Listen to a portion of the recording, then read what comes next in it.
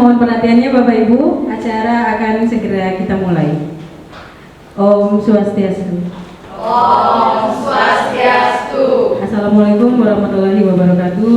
Salam Namo Buddhaya. Salam sejahtera untuk kita semua. Salam bahagia. Salam bahagia. Selamat siang dan selamat datang. Saya ucapkan di ruang multimedia SMA Negeri 1 Negara untuk bersama-sama kita ikuti kegiatan diseminasi modul 1.4 tentang budaya positif yang akan disampaikan oleh rekan kita Ibu Niputu Eva Wahyuniasi. Beliau selaku calon guru penggerak angkatan ke-8 dari SMA Negeri 1 Negara. Ini adalah salah satu tugas yang harus dipenuhi oleh Ibu Eva untuk mendiseminasikan atau untuk berbagi bersama dengan kita tentang apa yang sudah beliau pelajari. Kegiatan kita hari ini akan diawali dengan sambutan dari Bapak Kepala SMA Negeri 1 Negara yang pada kali ini diwakili oleh Bapak Wakil Kepala Sekolah Bidang Sarana, Bapak Elta Disaswindi. Kita langsung saja dimulai ya Bapak Ibu. Kepada Bapak Elta kami silakan.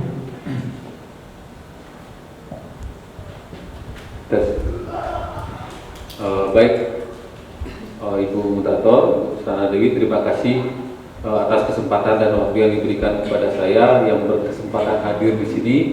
Jadi kami sampaikan terlebih dahulu permakluman Bapak Kepala tidak bisa hadir saat ini karena ada kepentingan yang mendesak yang tidak bisa diwakilkan. Jadi di sini saya berperan sebagai yang ditunjuk ya oleh Bapak Kepala Sekolah untuk mengikuti kegiatan hari ini. Jadi yang terhormat Bapak Ibu semua yang bisa hadir pada kesempatan ini, yang telah meluangkan waktunya untuk hadir di sini dalam kegiatan diseminasi, yang kami hormati Ibu Eva selaku CGP angkatan ke-8. Jadi senang sekali ya kita bisa berkumpul di sini.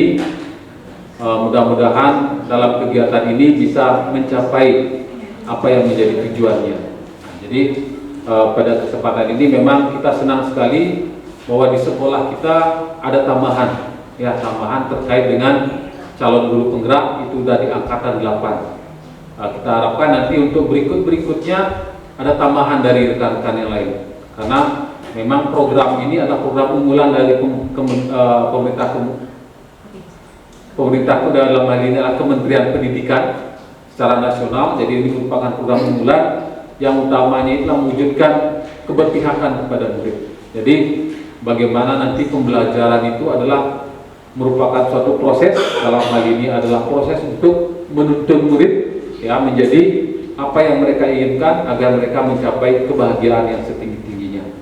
Jadi mudah-mudahan dengan kegiatan diseminasi hari ini apa yang menjadi inti, apa yang menjadi tujuannya dapat tercapai dengan baik. Kemudian Bu Eva selaku calon guru penggerak angkatan ke-8 bisa melaksanakan tugas, bisa menyelesaikan semua dalam keadaan sehat dan bahagia sampai akhir nanti menerima sertifikat dengan nilai terbaik. Ya, demikian yang bisa yang sampaikan sedikit terkait dengan proses kegiatan ini. Selanjutnya selamat untuk Bapak Ibu semuanya dalam mengikuti kegiatan hari ini. Semoga kegiatan dapat berjalan dengan lancar. Waktu dan tempat kami persilahkan kepada Bu Eva untuk menyampaikan kegiatan. Jadi sebelum diberikan waktu dan kesempatan, izinkan saya membuka kegiatan ini secara resmi.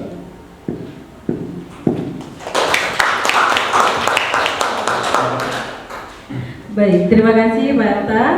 Baik Bapak Ibu sekalian, kita langsung saja untuk mengikuti kegiatan diseminasinya. Untuk itu kepada Ibu Eva kami persilakan. Baik, terima kasih atas kesempatan yang diberikan. Yang terhormat Bapak Waka Sarana selaku perwakilan dari Bapak Kepala Sekolah, kemudian Ibu Moderator serta teman-teman rekan-rekan guru di SMA Negeri 1 Negara yang telah berkenan hadir pada kesempatan kali ini. Jadi pada kali ini mohon izin saya berdiri. Jadi pada kesempatan kali ini Bapak Ibu sekalian, jadi sebelum saya lanjutkan, pada intinya apa yang saya sampaikan ini adalah bentuk dari berbagi. Jadi tidak ada istilahnya saling menggurui gitu, tidak. Jadi kami di sini, saya pribadi berbagi dari apa yang sudah saya dapatkan dari modul 1.4 tentang budaya positif. Mudah-mudahan apa yang akan saya sampaikan dapat bermanfaat bagi Bapak Ibu sekalian bila mana nanti dapat melaksanakan tugas di SMA Negeri 1 Negara. Jadi intinya kita sama-sama menerapkan budaya positif ini di sekolah yang kita cintai ini. Jadi perkenalkan, nama saya mungkin sudah tahu semua, okay? Jadi saya dari Angkatan 8. Kali ini saya akan menyampaikan tentang diseminasi modul 1.4 tentang budaya positif. Selanjutnya tujuan. Jadi tujuan dari kegiatan ini adalah yang pertama, mengenalkan konsep perubahan paradigma pembelajaran mengenai stimulus respon dan teori kontrol. 3. Teori motivasi perilaku manusia, motivasi internal dan eksternal, keyakinan kelas, hukuman, 5 kebutuhan dasar manusia, 5 posisi kontrol guru, dan segitiga restitusi. Yang kedua adalah menerapkan strategi disiplin positif yang memerdekakan siswa untuk menciptakan ekosistem sekolah yang aman dan berpihak kepada siswa. Ini tujuan yang kedua yang nanti tindak lanjutnya Bapak Ibu. Yang ketiga adalah menyusun langkah-langkah strategis aksi nyata yang efektif dalam mewujudkan kolaborasi dengan seluruh kepentingan sekolah. Jadi kita harapkan apa yang kita dapatkan hari ini dapat kita kolaborasikan dengan seluruh kepentingan sekolah, termasuk orang tua, kemudian stakeholder. Jadi seluruh warga sekolah, seluruh pihak berkepentingan dapat berkolaborasi. Dan yang terakhir adalah bersikap kritis dan reflektif terhadap budaya di sekolah dan senantiasa mengembangkan sesuai kebutuhan sosial emosional siswa. Jadi kita harapkan budaya positif yang kita nanti sampaikan di sekolah ini atau kita terapkan di sekolah ini dapat mengakomodir kebutuhan siswa yang beragam sesuai dengan kebutuhan sosial emosional siswa, yakni berpusat kepada murid dan kita meningkatkan lingkungan pembelajaran yang positif. Selanjutnya saya akan ajak menonton sebuah video, Bapak Ibu. Bisa Bapak Ibu mungkin lagi sebentar menyimak ya video ini kira-kira gitu. Jadi menurut interpretasi sebelum kita masuk kepada materi, kira-kira apa yang bisa kita petik dari sini? Ya, silakan. Ini salah satu iklan di Thailand ya, jadi cukup menginspirasi.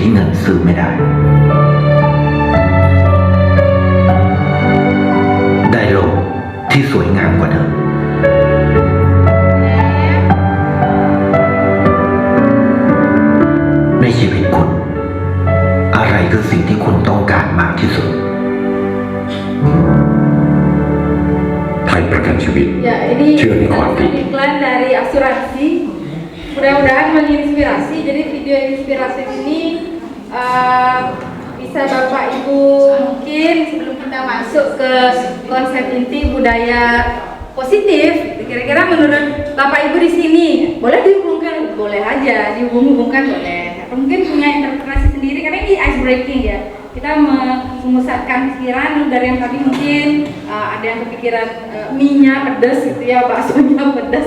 Tadi makan siang apa? Sekarang kita memfokuskan pikiran berada di sini kira-kira dari video tadi apa yang bisa kita ambil makna dihubungkan dengan mungkin budaya positif, boleh silakan. Ayo Bapak Ibu silakan. Ya Ibu Dewi.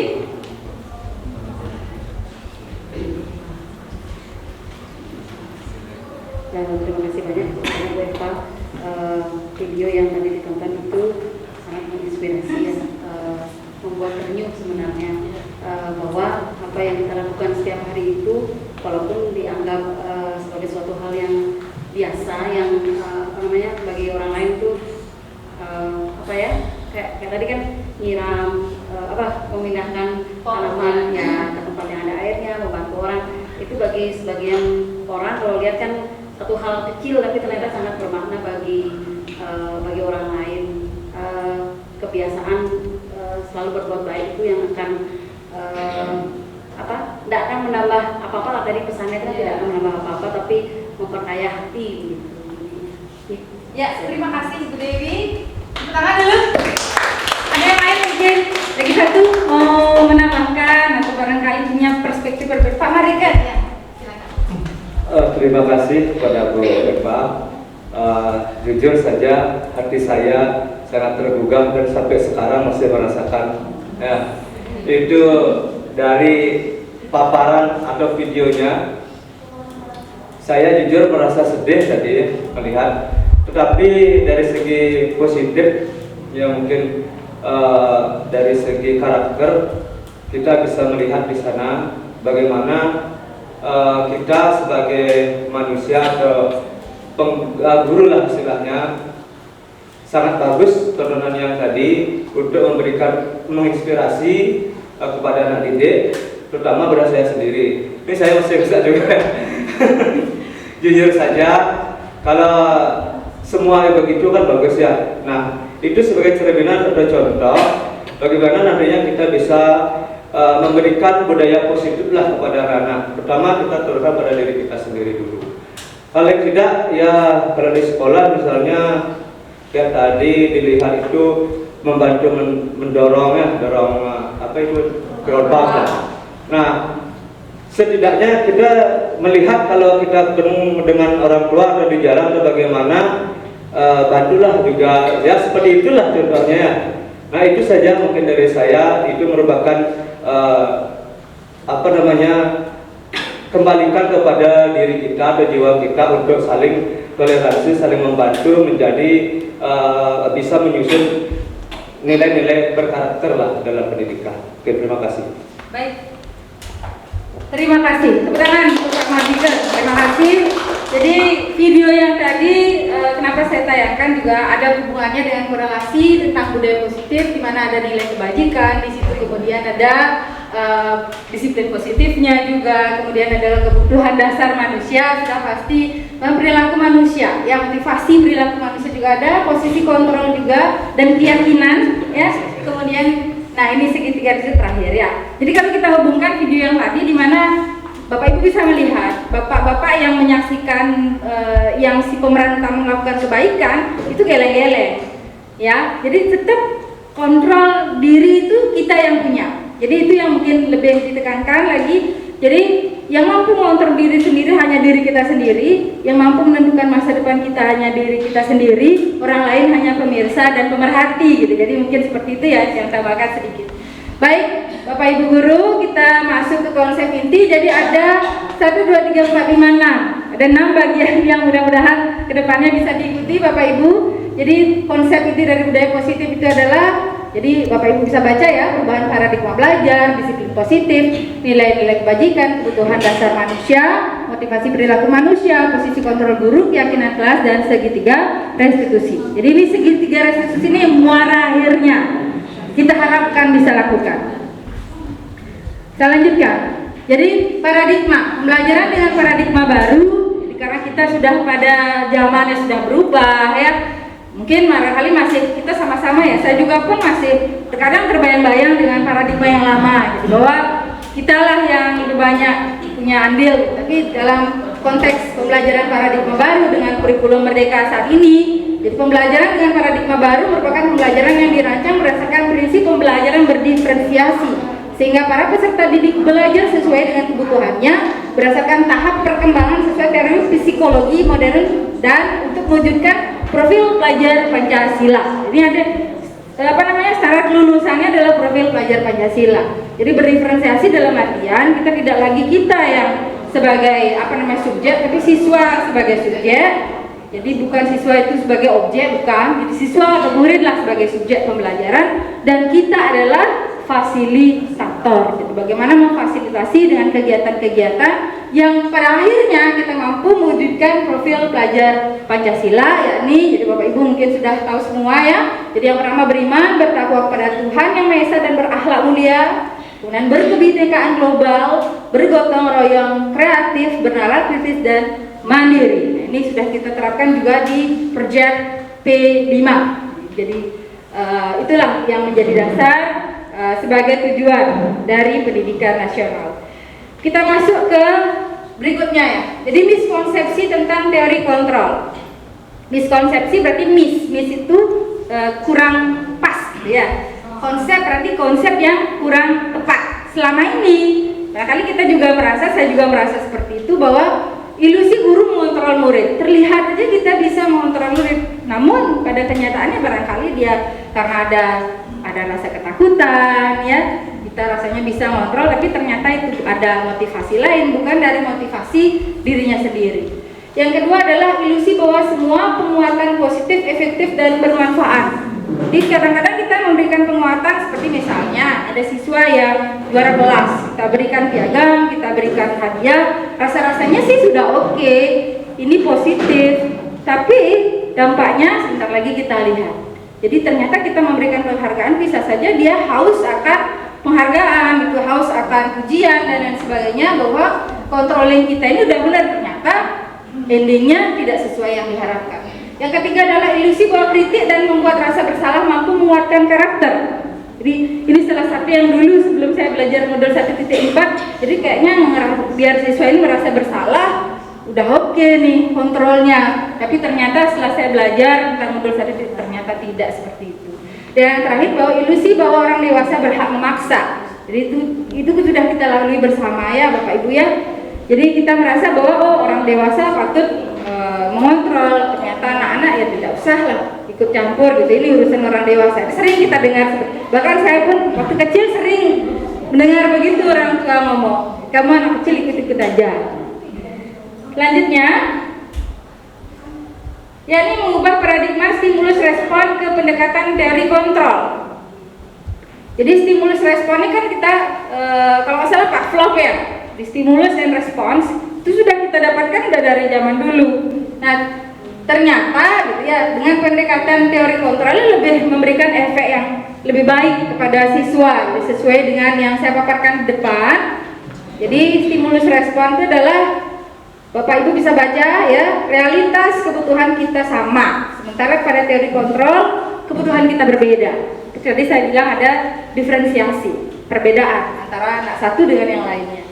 Kemudian semua orang melihat hal yang sama, padahal kalau kita lihat setiap orang memiliki gambaran yang berbeda. Selanjutnya kita mencoba mengubah orang agar berpandangan sama dengan kita. Tapi pada kenyataannya kalau kita lihat dari kontrol, kita berusaha memahami pandangan orang lain tentang dunia. Kemudian kalau stimulus respon, perilaku buruk dilihat sebagai suatu kesalahan. Ini padahal seharusnya ya, jadi sesuai dengan teori kontrol, semua perilaku memiliki tujuan. Termasuk yang tadi di video yang tadi, perilaku pasti ada tujuannya. Orang lain bisa mengontrol saya, padahal seharusnya adalah hanya Anda sendiri yang bisa mengontrol diri sendiri. Kemudian saya bisa mengontrol orang lain, tapi teori kontrol Anda tidak bisa mengontrol orang lain. Terlihat saja bisa mengontrol, tapi ternyata tidak. Pemaksaan ada pada saat bujukan gagal. Kalau nggak mau dibujuk, paksa. Kolaborasi, jadi lebih diharapkan ada kolaborasi dan konsensus penciptaan pilihan-pilihan baru. Kemudian mode berpikir menang kalah. Jadi kalau kita sudah mampu mengaruhi, kita menang. Jadi yang dipengaruhi jadi kalah. Seharusnya berdasarkan teori kontrol kita berpikir menang-menang. Karena tadi kolaborasi, kita berada pada posisi yang sama. Ya, Bapak Ibu, penapit sampai di sini. Ya, saya yakin semua sudah kita laksanakan. Tapi kalau istilahnya namanya aja nggak tahu, tapi sudah kita laksanakan. Bapak Ibu sudah sering melaksanakan. Kita masuk kepada disiplin positif. Nah, kali di sini ada yang ini ya. Sebelum saya masuk ke disiplin positif itu apa-apa, selama ini mungkin contoh perilaku disiplin itu bagaimana? Ada yang bisa? Bu Raini mungkin disiplin itu seperti apa? Contoh ya selama ini Bu Raini tahu.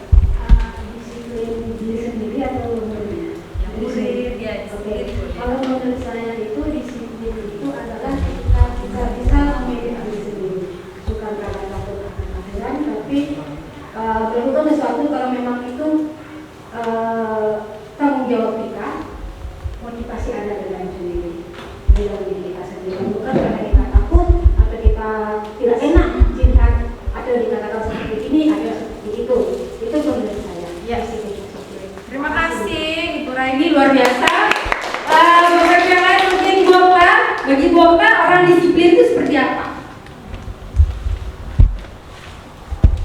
Baik, terima kasih atas kesempatannya. Menurut saya disiplin itu ketika kita dapat melakukan tugas sesuai dengan tugas atau tupoksi kita masing-masing. Terima kasih. Ya, terima kasih. Baik, luar biasa Bapak Ibu. Jadi inilah yang disiplin positif tadi mungkin ya dengan aturan yang ada, dengan segala tugas kita mampu melaksanakan dengan tepat waktu dan lain sebagainya. Jadi disiplin berhasil dari kata disiplina yang artinya belajar. Jadi disiplin mengacu pada disiplin diri, betul Bu Raini, luar biasa sekali. Jadi disiplin diri yang memiliki tanggung jawab terhadap apa yang dilakukannya berdasarkan nilai-nilai yang diyakini. Selama ini mungkin generally orang berpikir orang disiplin pasti orang tak aturan apa-apa segala macam. Tapi kalau kita hubungkan dengan disiplin positif, balik lagi, disiplin itu karena ada aturan atau karena memang kita sendiri yang kita inginkan berbuat itu. Nah, yang kita perlukan adalah disiplin positif ini yang memang dari dalam diri muncul, sehingga ada atau tidak ada orang yang memantau atau orang yang kasih tahu peraturan, dengan sendirinya murid atau kita melaksanakan apa yang sudah memang seharusnya dilaksanakan dengan penuh kesadaran. Kemudian disiplin positif merupakan salah satu cara penerapan disiplin yang bertujuan untuk menumbuhkan kesadaran. Jadi kesadaran serta memberdayakan kesadaran diri tanpa imbalan atau reward. Jadi di reward ini yang bahaya Bapak Ibu ya. Baik itu ancaman juga dan hukuman. Karena itu reward, ancaman, hukuman dari luar kan jadi eksternal dari luar diri. Kemudian sebagai pendidik tujuan kita adalah menciptakan peserta didik yang memiliki disiplin diri sehingga mereka berperilaku mengacu pada nilai-nilai kebajikan universal dan memiliki motivasi intrinsik dari dalam ya, bukan dari luar. Kemudian ke arah laku yang lebih baik.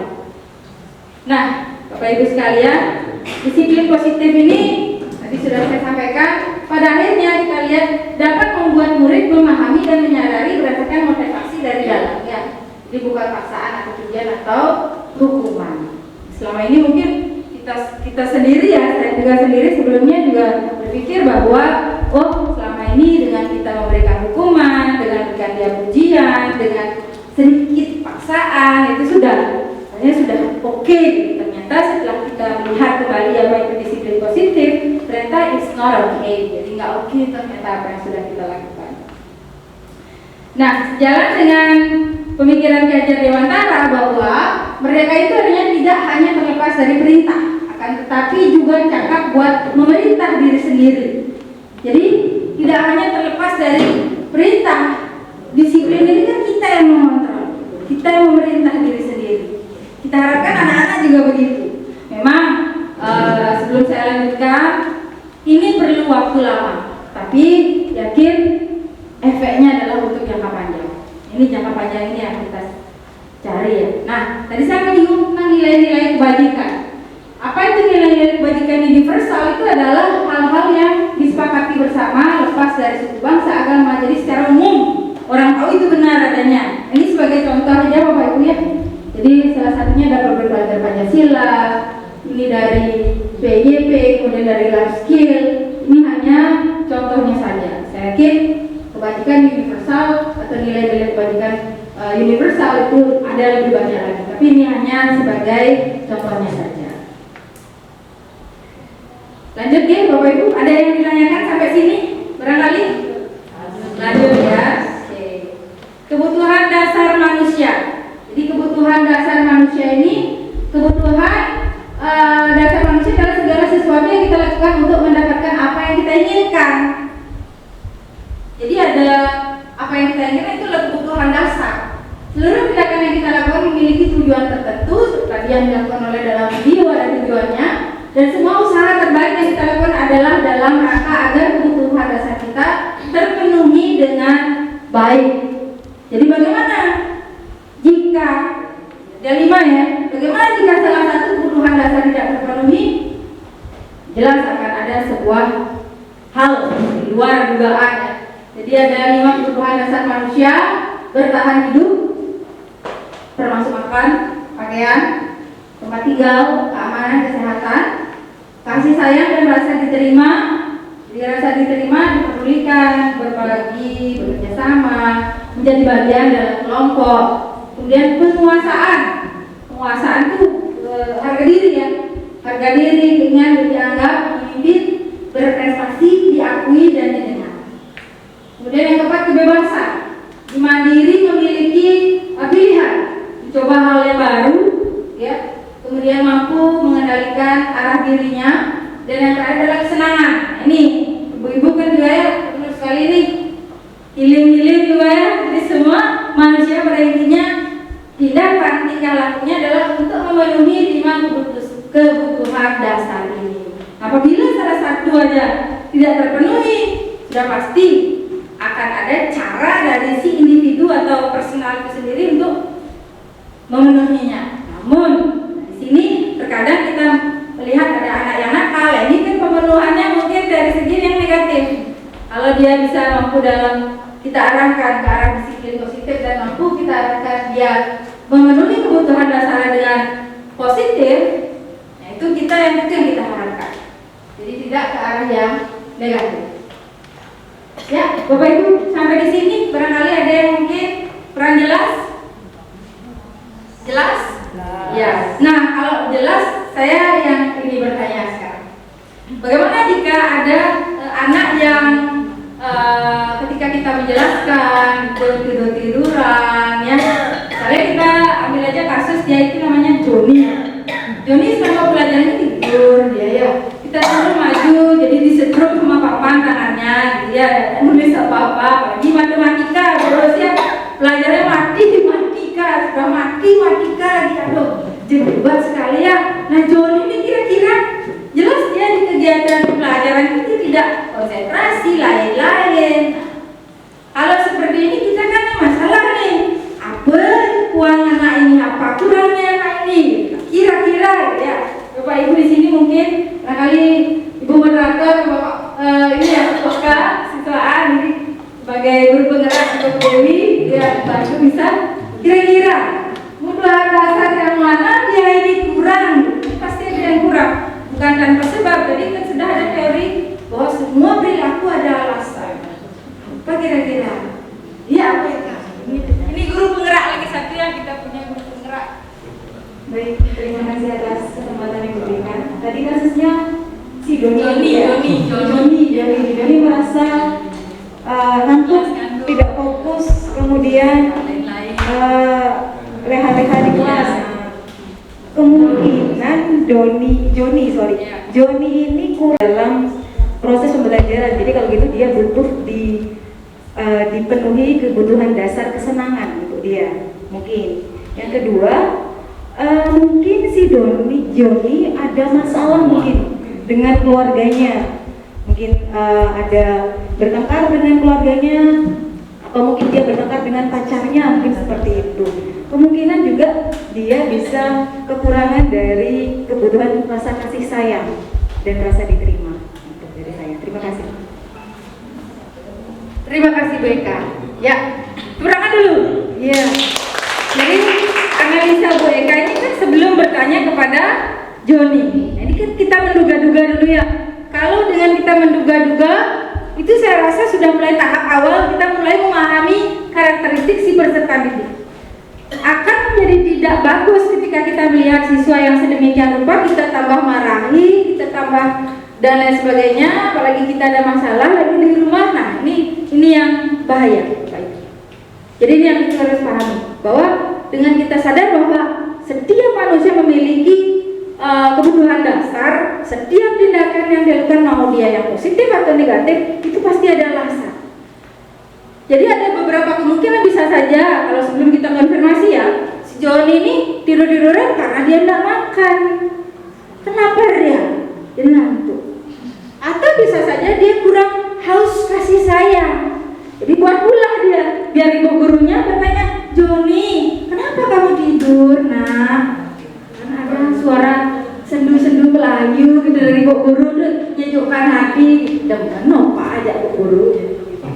Kemudian penguasaan, dengan adanya dia lain-lain di kelas saya, yang lain-lain dapat nilai, apalagi yang tidak lain-lain dapat nilai, saya lain-lain dapat nilai, kan begitu. Jadi seolah-olah seperti itu dia. Jadi dia tidak terlalu dimarahin, pengen dimarahin biar terlihat ya itu yang menguasai kelas. Kebebasan, jadi kesenangan ingin sesuatu yang lain, bosen ini gitu, bu guru jelasin bosen sesuatu yang lain lah gitu ya. Dan yang terakhir adalah kesenangan. Kiranya dia pengen kurang senang ini, kurang game seru, tidak seru gitu ya. Nah itu kita dugaan kita sementara. Nah yang harus kita lakukan bagaimana Bapak Ibu jelas mengkonfirmasi gitu ya, mengkonfirmasi kepada si Joninya dengan gimana kira-kira? Kalau mengkonfirmasi gimana caranya Bu Guru? Yang sering Ibu ini sudah sering Ibu Guru lakukan, cuma diomongkan aja di diskusi ini. Ayo, barangkali Bu Ayu ya, sering muridnya lain-lain pelajaran apa Bu Ayu? Bahasa Bali? Oh agama, iya agama ya. Ayo. Nah kalau biasanya saya siswanya kadang saya menjelaskan siswanya kan ada yang lain-lain. Nah contoh seperti tadi Joni. Gitu. Langsung saya biasanya kasih pertanyaan dia, saya tunjuk Joni, langsung mungkin, nah apa ya, noleh pekan lah bahasa Balinya. Ya, Joni tadi dengerin Ibu menjelaskan, lalu saya kasih pancing dengan pertanyaan yang sudah tadi saya jelaskan. Bagaimana Joni? Bilang-bilang lah dia. Nah, makanya dengarkan dulu kalau Ibu sedang berbicara di kelas, kamu jangan lain-lain, biasanya seperti itu. Ya. Baik, terima kasih Ibu Ayu. Jadi pendekatan seperti itulah yang kita inginkan ya. Jangan langsung judging gitu. Mungkin kita dekati dulu, kita tahu cari tahu masalahnya. Terus saya belibet ngomongnya. Lanjut. Ini ada kasus ya. Kira-kira ibu-ibu yang pertama, ibu guru bilang, aku tidak boleh bersenandung waktu mengerjakan tugas. Katanya kelas harus tenang, tidak ada suara. Padahal kan aku senang bernyanyi. Kebutuhan dasar apa dia inginkan? Kira-kira? Bebasan? Kadang kata kuncinya di situ kesenangan. Ya. Lalu ini hanya contoh ya Bapak Ibu ya. Jadi di kehidupan nyata mungkin beda lagi. Ibu guru tidak menyapaku hari ini, padahal aku pakai jepit rambut baru. Kasih sayang ya. Benar, luar biasa ibu-ibu bapak ibu hari ini ya. Aku bosan, masa belajarnya cuma itu aja, dengerin bu guru aja. Kebebasan ya. Lanjut, aku sebel, gambarku tidak rapi, malah ibu guru nunjukin ke teman-teman di depan kelas, jadi malu. Harga diri penguasaan ya. Jadi luar biasa, tangan semua dijawab dengan ya. Berarti sudah merasuk ke kalbu ya 5 kebutuhan dasar. Nah, kita hubungkan dengan teori motivasi perilaku manusia. Jadi setiap kegiatan atau aktivitas manusia itu ada motivasinya. Tidak untuk memenuhinya ini ya, kita ada motivasi. 3 Ya, motivasi manusia itu untuk berperilaku ada 3. Dibagi menjadi 2 bagian ya, ada motivasi eksternal, ada motivasi internal. Kita bahas dari yang eksternal dulu. Yang pertama adalah untuk menghindari ketidaknyamanan dan hukuman. Kita pun begitu ya. Kadang kita yang melakukan biar ini biar tidak jadi masalah, pokoknya biar tidak ada hukuman, pokoknya kita yuk laksanakan gitu ya. Apakah yang akan terjadi apabila saya tidak melakukannya? Jelas ada hukuman. Ada rasa takut mungkin ya, karena ini faktor eksternal ini. Yang kedua adalah untuk mendapatkan imbalan dari orang lain atau institusi. Ini haus pujian, haus penghargaan. Apa yang akan saya dapatkan? Apa yang anak-anak kan begitu Pak. Ya, jadi kalau dia dapat sesuatu tahun depan atau semester depan harus juara lagi nih karena ada sesuatu. Bukannya dia pengen biar dianya bisa, tapi malah dia berpikir bahwa dia akan mendapatkan sesuatu bila melakukannya. Kalau nggak melakukan, nggak dapat. Sama seperti kita kadang-kadang di kelas ya. Ayo siapa yang mau jawab? Kalau yang mau jawab nanti ibu kasih nilai tambahan. Itu sudah termasuk sebuah motivasi eksternal. Dia ada penghargaannya. Ini yang kita inginkan yang terakhir, motivasi internal untuk menghargai diri sendiri. Bagaimana caranya? Sebentar kita akan bahas. Menjadi besar harapan kita. Jadi saya pun menjadi orang seperti apa bila saya melakukannya. Jadi pengennya ya, pengennya kita murid-murid kita ini seperti ini. Nah, yang kita harapkan adalah ini yang ketiga. Bagaimana biar dapat yang ketiga ini? Jelas menghindari, gitu ya, menghindari memberikan hukuman, menghindari imbalan-imbalan berlebihan, menghindari pujian-pujian yang berlebihan. Memang kita tidak bisa memungkiri itu akan kita lakukan, tapi kita hindari dan perkecil kemungkinan itu dan memperbesar kemungkinan ada pada motivasi internal. Begitu kita harapkan. Mudah-mudahan kedepannya bisa saling belajar. Nah, pada akhirnya Bapak Ibu ya, jadi dari yang kita lakukan kepada murid baik itu dari motivasi eksternal atau motivasi internal ini, gitu ya. Jadi kembali kepada hukuman dan konsekuensi. Ada hukuman, ada konsekuensi. Kita menghukum murid, apakah sudah ada aturannya? Akan begitu dulu. Jangan sampai apa yang kita lakukan kepada murid itu adalah sebuah tindakan spontan. Itu dimasukkan sebagai hukuman. Ini yang kita hindari, Bapak Ibu. Jadi kita hindari ya. Memang tidak bisa 100%, tapi kita berusaha. Jadi sesuatu yang menyakitkan harus terjadi. Anak sakit fisik atau hati dalam jangka waktu lama, ini berbahaya. Kemudian siswa membenci kedisiplinan, lagi-lagi dihukum, lagi-lagi dihukum, biar tidak seperti itu. Paksaan, jelas nama hukuman dan memaksa. Mendorong siswa menyakiti diri sendiri, ini bahaya. Siswa belajar menyembunyikan kesalahan, nih. Pasti mau hukuman biar nggak dihukum, ini gimana nih? Ada trik-triknya, ada tahu sampai tahu trik-trik itu berbahaya. Marah, rasa bersalah, dipermalukan, rasa dibenci, ini berbahaya. Bapak Ibu, jadi yang lebih baik kita lebih baik ya, bukan berarti yang terbaik itu adalah konsekuensi. Dia tahu aturannya apa, kita sudah sepakati, berarti ini rasanya lebih berterima ya. Ya, anak-anak sudah tahu. Jadi membuat siswa merasa tidak nyaman dalam jangka waktu pendek, tidak dalam jangka waktu lama. Menghargai disiplin. Tanggapannya bagus, mendorong siswa agar mudah menyesuaikan diri, siswa belajar memahami peraturan, ya. Kehilangan hak dibuat tidak nyaman memang untuk sementara, ya. Dia tahu konsekuensinya apa. Artinya, beda hukuman dan konsekuensi adalah kalau hukuman itu kita berikan karena sepihak gurunya yang tahu ini, oh kamu begini aja, spontan. Kalau konsekuensi itu anak sudah tahu aturan, kita sudah tahu aturan. Jadi anak sudah tahu nih kalau sudah datang terlambat ini sudah pasti ada konsekuensinya. Kalau saya tidak buat PR ini sudah pasti ada konsekuensi. Nama kita tahu ya. Maka perlu nanti sebentar kita akan ngobrol sebuah kesepakatan. Jadi anak harus sepakat dengan kita. Tidak akan ada dipaksa, jelas tidak ada. Tapi kalau hukuman kan kita yang langsung spontan gitu. Tanpa anak-anak tahu gitu ya. Sudah langsung kita judging, menjudge. Baik, kita lanjut kegiatan ini. Nah, ya Pak Ibu ya, apakah itu hukuman ada konsekuensi kira-kira? Kita diskusikan bersama. Lihat dulu. yang 1, 2, 3, 4, 5, 6, 7, ada 7 kasus kira-kira. Pasti kita punya pandangan masing-masing ya. Tadi sudah jadi hukuman, sekali lagi itu tindakan spontan, itu kata kuncinya. Sebenarnya kalau konsekuensi murid sudah tahu nih. Jadi karena dia jelas ada rasa ada bersalah, melakukan sesuatu lah dulu dia yang tidak sesuai, lalu ada konsekuensi. Nomor 1, kira-kira mencatat 100 kali di dalam buku kalimat saya tidak akan terlambat lagi karena terlambat ke sekolah. Hukuman apa konsekuensi?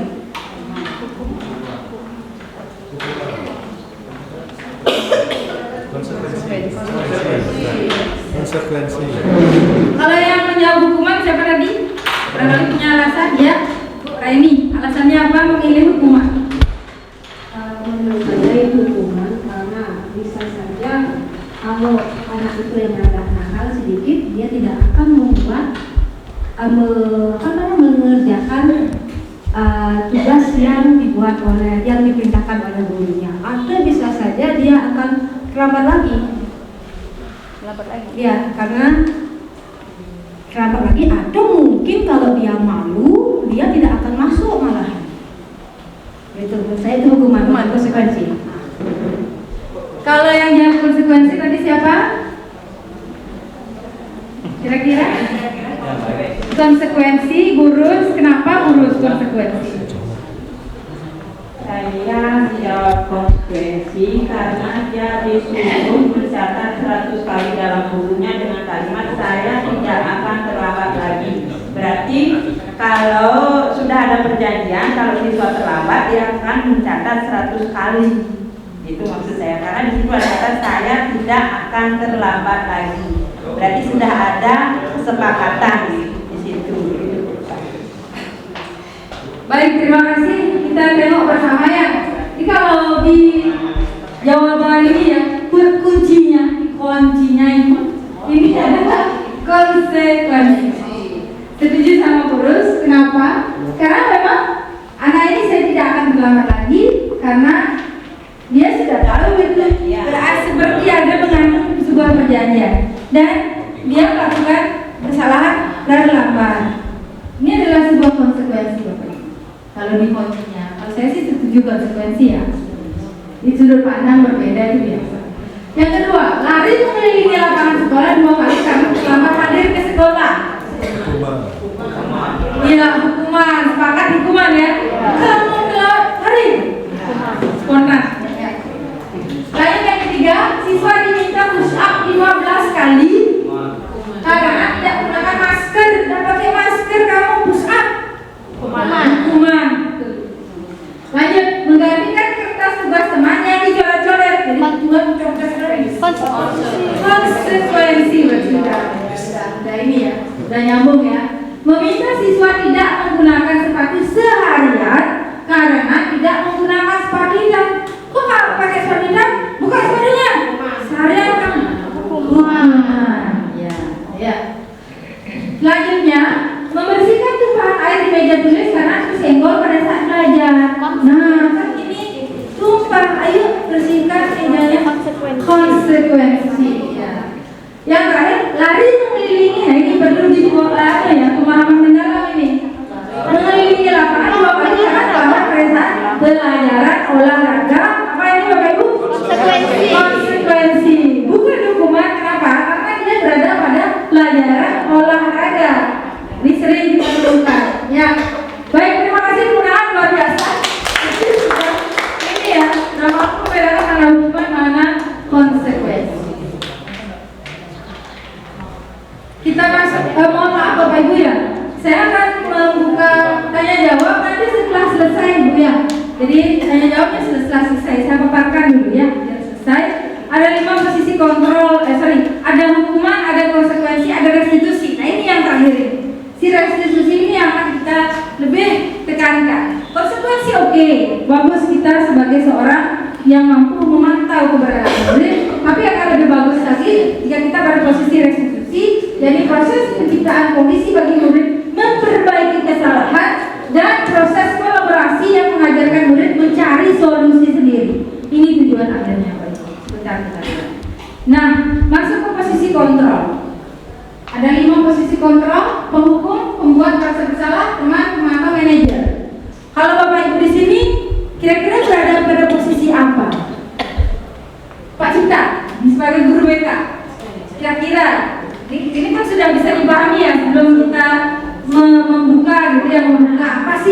satu-satu membedah satu-satu posisi ini. Kira-kira Bapak berada di posisi mana, Pak? Terima kasih Bu atas waktunya. Kalau saya berada di posisi pemantauan, karena lebih komprehensif saya melakukan pemantauan kepada siswa yang bermasalah, memperhatikan gerak-gerik siswa. Lebih jelasnya mungkin setiap hari mungkin bisa melakukan pemantauan tersebut agar siswa itu bisa berubah. Terima kasih Bu. Baik, terima kasih. Bagaimana dengan Ibu Lisa? Di posisi mana Pak Ibu Lisa kira-kira? Benar kita buka. Terima kasih Bu atas sarannya. Kalau saya ingin membuat siswa itu dia merasa bersalah gitu atas apa yang dilakukannya. Jadi kalau saya membuat merasa bersalah. Iya. Baik, Bu Okta. Kalau Bu Okta?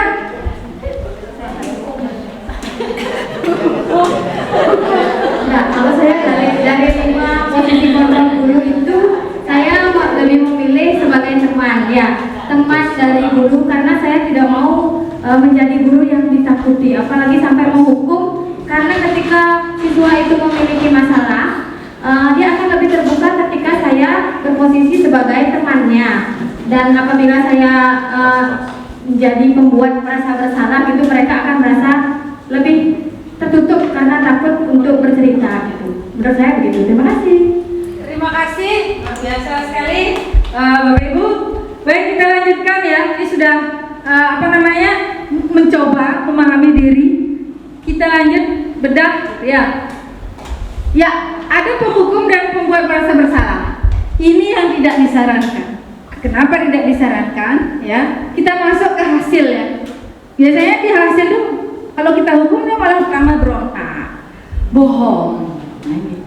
Kalau membuat merasa bersalah, menyembunyikan, menyangkal, lagi bohong. Tapi yang paling penting ini di sini kaitan dengan dunia berkualitas. Kalau kita sebagai penghukum, otomatis murid meletakkan guru di luar dunia berkualitasnya. Wih, sebenarnya dah sekali ku ajak main-main itu, ku ajak simpati, tak berani saya sama ibu ini, nanti kena kasus saya lah. Sudah di luar dunia berkualitasnya. Jadi dunia berkualitas itu dunia yang dimiliki oleh pribadi atau individu yang memang berkualitas dirinya untuk kepentingan dan kebahagiaannya dia. Paling tidak kalau kita dari pemenuhan kebutuhan dasar tadi itu 2 sudah terpenuhi, sudah dunia berkualitas. Paling sampai 3, 4, dan 5. Kemudian kalau dia membuat merasa bersalah, ya, siswa meletakkan guru di dalam dunia berkualitas, ya, tapi kita lihat dampaknya, merasa rendah diri. Ya kok boleh saya salah dan ini salah. Pikir dia jadi nangis, apalagi nangis sampai gerau-gerau itu bahaya Bu. Siapa tahu dia nanti bagaimana lanjutannya bahayanya. Kita berpikir secara psikologis, karena ini merasa bersalah, rendah diri, tidak pede lagi, ya, apalagi tidak ada lanjutannya. Mungkin kalau di guru BK ini ada mau dikoreksi kalau salah ya. Jadi ketika kita memberikan terapi kepada murid, dikasih shock dulu dia. Shock dulu, katanya shock terapi namanya ya Pak ya. Hukum dulu ya. Setelah itu kita sayang-sayang ya nak ya. Jadi teman ya. Jadi ada 2. Itu seharusnya guru BK. Tapi mungkin ini kita bisa geser sedikit menjadi ini posisi ini yang disarankan, posisi teman ya, posisi pemantau atau manajer. Kata Bapak narasumber kemarin, Bapak Hakan, setidak-tidaknya guru berada di posisi pemantau. Meskipun kita tidak bisa melihat manajer itu kan kita lihat ya, kenapa posisi manajer itu ideal ya? Ideal karena mengajukan pertanyaan-pertanyaan reflektif yang bermakna ketika menangani masalah ya. Apa yang kita yakini, nada suara bersahabat, jadi menenangkan, menguatkan pribadi, meletakkan dirinya sebagai individu yang positif, murid ya. Kemudian bagaimana cara saya perbaiki keadaan. Jadi anak ini mampu memberikan solusi dan mengevaluasi diri bagaimana cara perbaiki diri. Ini yang paling kita inginkan, ideal. Tapi untuk sampai pada posisi manajer, lagi-lagi kita perlu sebuah lingkaran pengaruh. Nah, tidak semua guru memiliki lingkaran pengaruh yang bagus, artinya luas gitu ya. Setidak-tidaknya mulai dari posisi pemantau itu pesannya. Dan barangkali Bapak Ibu mungkin berpendapat bagaimana kira-kira kalau di posisi pemantau. Oke ya? Iya, kita siap ya. Sama-sama ya berkomitmen. Jadi di sini pentingnya sebuah sosialisasi dan komitmen bersama agar kedepannya gitu ya, kita sama-sama sebagai pemantau dulu belajar sedikit-sedikit sebagai manajer. Karena manajer ini nanti kita erat kaitannya dengan restitusi. Kalau pemantau kan di posisi pemantau ini erat kaitannya dengan konsekuensi. Nah, jadi erat kaitannya konsekuensi. Kalau manajer itu kaitannya dengan sebagai restitusi, kegiatan restitusi. Nah, restitusi itu segitiga restitusi sebentar ya. Kita akan masuk ke situ. Ini tadi sudah saya katakan bahwa setidaknya kita sebagai pemantau, tapi tidak kemungkinan juga sebagai manajer bisa saja ya. Nah ini yang saya maksud tadi tentang sebuah keyakinan. Jadi sebuah disiplin positif itu kita yakin dulu. Dan peraturan itu kita yakini dulu. Dan peraturan kita yakini sama seperti yakin dengan memakai ini ya, menggunakan helm. Kan ada yang nyuruh kita pakai helm otomatis. Memang ada peraturannya, tapi kan tidak ada niat kita untuk melanggar. Karena kita percaya yakin dalam diri bahwa memakai helm itu adalah keselamatan. Jadi demikian juga kenapa kita harus ada tempat waktu. Sama aja, biar bisa ya, ini menerapkan. Nah ini tadi kita berbicara tentang penghargaan ya tadi ya Bapak Ibu ya. Kok bisa jadi dihukum? Kok bisa penghargaan itu menghukum? Yang pertama ini adalah pengaruh jangka pendek dan jangka panjang. Selama kita kasih penghargaan, ya. Tapi ketika dia tidak kita kasih penghargaan, bahaya. Kemudian penghargaan menghukum. Untuk yang tidak dapat penghargaan bagaimana? Yang dapat penghargaan, ya dia merasa dihargai, dia merasa bahwa dirinya itu mampu. Tapi yang tidak, otomatis dia akan merasa dirinya tidak berguna. Seperti rasanya seperti dihukum. Wah, itu melakukan sesuatu tidak sesuai ekspektasi, makanya tidak dapat penghargaan. Kemudian penghargaan mengurangi ketepatan. Ini bagaimana kita memberikan penghargaan? Kadang murid itu terlena, leha-leha aja. Produk pertama oke, bagus, produk kedua ketiga bisa saja tidak. Penghargaan tidak efektif.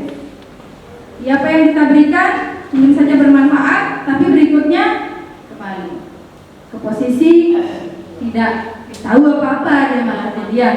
Jadi perlu terus penghargaan. Penghargaan merusak hubungan. Kita tadi bilang yang mendapat penghargaan dia yang merasa dirinya mampu dan sebagainya, tidak mendapatkan penghargaan itu yang merasa dirinya kurang mampu, otomatis dia dengan temannya jadi tidak bagus. Ini sejalan dengan pendapat Al-Fiqh bahwa jika kita berulang kali menjanjikan sesuatu kepada orang lain agar berperilaku bertanggung jawab, jadi misalnya kepada seorang murid agar mempelajari sesuatu yang baru, kepada seorang karyawan agar melakukan pekerjaan yang berkualitas, itu sama saja kita berasumsi bahwa mereka tidak dapat melakukannya atau mereka tidak akan memilih untuk melakukannya. Kecuali kita kasih, jadi sama kayak tadi, ayo anak-anak siapa yang bisa, kalau yang bisa, edukasi nilai tambahan. Sama saja kita berpikir bahwa ketika dia tidak menjawab ya udah dia tidak bisa. Ketika dia jawab karena kita kasih penghargaan pasti bisa. Itu asumsi yang kita dapatkan. Bagaimana caranya menyiasati supaya penghargaan ini bisa beralih dengan memberikan apresiasi. Apresiasi. Jadi kita tetap apresiasi, tapi tidak berlebihan. Jadi seperti itu Bapak Ibu. Pengakuan secara semua murid berganti yang konsisten, ini yang benar konsisten dan berproses. Salah satu ya apresiasi yang bisa kita lakukan. Kemarin saya perhatikan rasa empatimu besar sekali pada saat menolong murid baru di kelas kita. Itu sudah sebut. Atau barangkali kalau kita di bahasa Inggris, saya mengajar bahasa Inggris itu terkadang gitu ya, kita memberikan apresiasi kepada teman yang mampu memberi ketok tulang teman di sebelahnya ya, kemampuannya ya. Jadi itu bisa kita lakukan. Bukan berarti sama sekali nggak boleh ya, bisa saja, tapi dengan memberikan apresiasi. Jangan hanya berlebihan.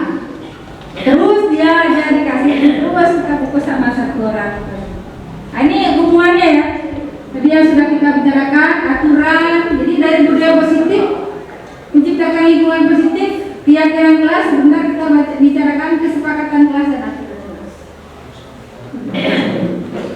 Gimana Bapak Ibu? Ada yang bertanya sampai sini?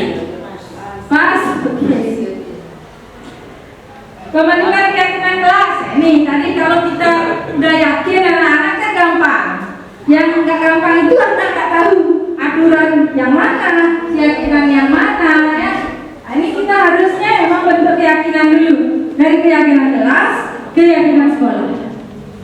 Ya, dari mana? Ya dari mana? Dari peraturan dulu. Ini pembentukan keyakinan kelas itu sudah bisa Bapak Ibu baca di materi yang sudah saya sampaikan ya. Mudah diingat, ini yang kata kuncinya ya. Sebuah pernyataan universal, bersifat positif, mudah diingat ya. Kondisi kelas sesuai dengan kondisi kelas, sekolah sehingga mudah diterapkan. Dan terakhir ada semuanya dilibatkan, semua dilibatkan. Ini peraturan, ini keyakinan. Kita berangkat dari peraturan dulu. Keyakinan dari peraturan. Sebelum menyusun keyakinan dengan anak-anak nanti Bapak Ibu di kelas, perwalian atau di kelas yang diampu, kita melihat peraturan dulu. Peraturan sekolah, ya peraturan kelas. Kemudian kita jadikan keyakinan. Ini misalnya ini ya, dilarang mengganggu orang lain. Itu kan peraturan ya, dilarang. Ada kata negatif. Kan harusnya tadi kata positif ya. Kita hilangkan dilarangnya. Kemudian kita buatkan diskusi baru, menghormati orang lain dan diri sendiri. Itu lebih positif. Kita berikan makna yang positif. Kemudian seperti ini, dilarang menggunakan narkoba. Itu mengarah kepada nilai keselamatan dan kesehatan. Ya, jadi ini keyakinan kelas. Langkah-langkahnya seperti ini Bapak Ibu. Berdiskusi pertama memunculkan peraturan-peraturan IT dalam sebagai warga kelas. Tadi tiap share ya, urutannya ya, biar bisa diterapkan di kelas perwaliannya. Mengubah peraturan menjadi kalimat lebih positif. Menyarikan itu apa ya bahasa Indonesia ya Bu Lisa? Menyarikan itu dari kata-kata yang ya peraturan menjadi nilai-nilai. Menyarikan itu mengubah kalimat atau kata-katanya, dicari lagi, di surat lagi ya, ditulis lagi. Apa menyarikan? Menyalin lagi dari peraturan menjadi nilai-nilai kebajikan. Tadi kan terkait peraturan, dicari lagi, ditulis lagi. Berdiskusi mengenai gambaran perilaku yang terdekat dengan kelas. Berdiskusi mengenai peran seluruh warga kelas. Peran itu ya siapa sebagai siapa ya, kelas sebagai pemantau, kawan-kawan yang lainnya sebagai piket, saling mengingatkan, saling menilai. Dan yang terakhir meninjaukan keyakinan kelas dari waktu ke waktu, perubahan zaman kali mau berubah. Nah, coba Bapak Ibu lihat di sini. Kira-kira tadi ada keyakinan kelas, ada kesepakatan kelas. Ya, ada kesepakatan, ada keyakinan. Jadi kalau kesepakatan itu lebih rinci dia ya. Kalau keyakinan itu nilai-nilai kebajikan. Kira-kira dari ini yang mana merupakan keyakinan? Sama sih 11-12 kesepakatan dan keyakinan sama gitu. Tapi dari keyakinan itu lebih mengarah ke nilai-nilai universal, kebajikan universal. Kesepakatan itu dia kalimat positif dari peraturan. Kira-kira yang mana keyakinan yang hijau atau yang putih? Keyakinan itu mengarah kepada nilai-nilai. Kalau kesepakatan itu lebih rinci dan lebih kepada peraturannya, dijadikan kalimat positif. Jadi dari peraturan, kesepakatan, keyakinan. Yang mana keyakinan? Yang hijau yang putih? Ini belakang hijau, belakang putih. Belakang hijau, belakang putih. Iya, yang putih ya. Yang putih. Memang tidak ada perbedaan 11-12, tapi sekali lagi saling diingatkan ya. Ini kesepakatan kelas itu ya lebih ke action. Kalau keyakinan kelas adalah berhubungan nilai-nilai. nilai-nilai kebajikan universal. Itu yang terlebih Bapak Ibu. Ini saya tampilkan kegiatan penyusunan kesepakatan kelas yang sudah saya lakukan.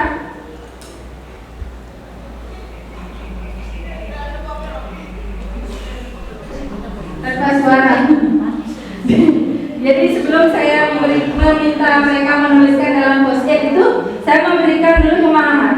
Keyakinan kelas itu silakan anak-anak menuliskan apa yang diikuti berdasarkan peraturan, dijadikan kalimat-kalimat positif. Nanti ini ditempel, ya, menulis di post-it. Jadi ini salah satu cara Bapak Ibu bisa lakukan di kelas, nanti dengan kelas perwakilannya. Jadi mereka menulis di post-it.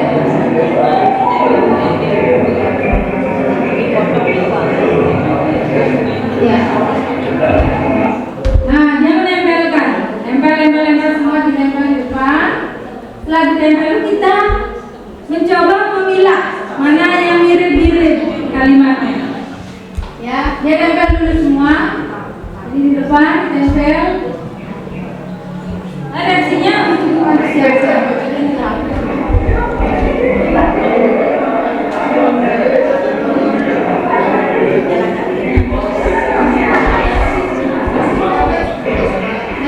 Ini sudah kita pilih dan mereka saya kasih kesempatan. Kita hanya menuntun sekali lagi Bapak Ibu.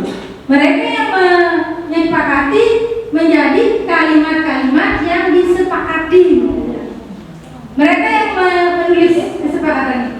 Kita hanya beginikan, begitu aja sih, dikit-dikit saya ngasih masukan. Jadi mereka yang menuliskan sendiri ada 5 kesepakatan yang ini sudah kita pilih dulu ya. Jadi pilah, dapatlah 5 hias.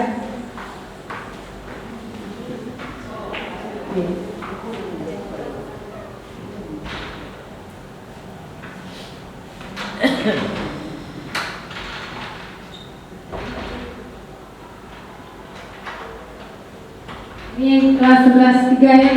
Dia ada 5 menjalankan tugas pikir kelas dengan bertanggung jawab, menghargai, menghormati, disiplin, kemudian datang setelah tepat waktu, menerapkan hidup bersih dan terampil. Ini 5 ya. Barangkali bisa aja lebih dari itu, tapi tergantung yang disepakati. Ini testimoni dari murid. Halo, perkenalkan nama saya Prasetya. Jadi di video kali ini saya akan memberikan kesan kepada Bu Eva mengenai penyusunan kesepakatan yang ada di kelas kami. Kesan yang saya terima yaitu nanti terakhir itu tidak saya tunjukkan yang menandatangani. Ada penandatanganan kesepakatan. Jadi ada jelas kesepakatan karena guru warga kelas yaitu menjadi sebuah kesepakatan kelas. Dan saya juga menghargai bagaimana cara beliau supaya kami dapat mengekspresikan pendapat kami melalui stimulus dan kami diberikan kebebasan untuk menyetujui dan merubah kesepakatan tersebut sebelum menjadi kesepakatan semula. Terima kasih.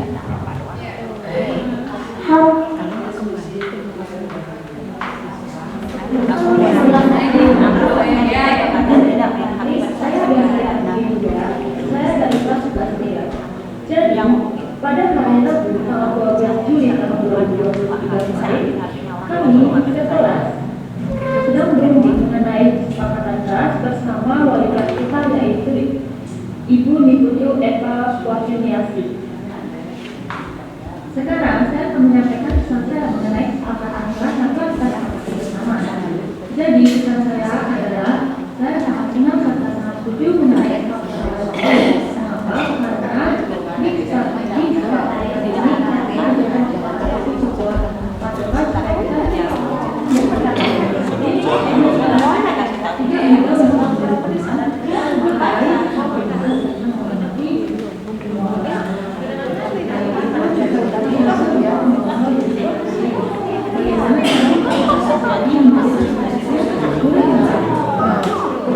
itu ya sepintas.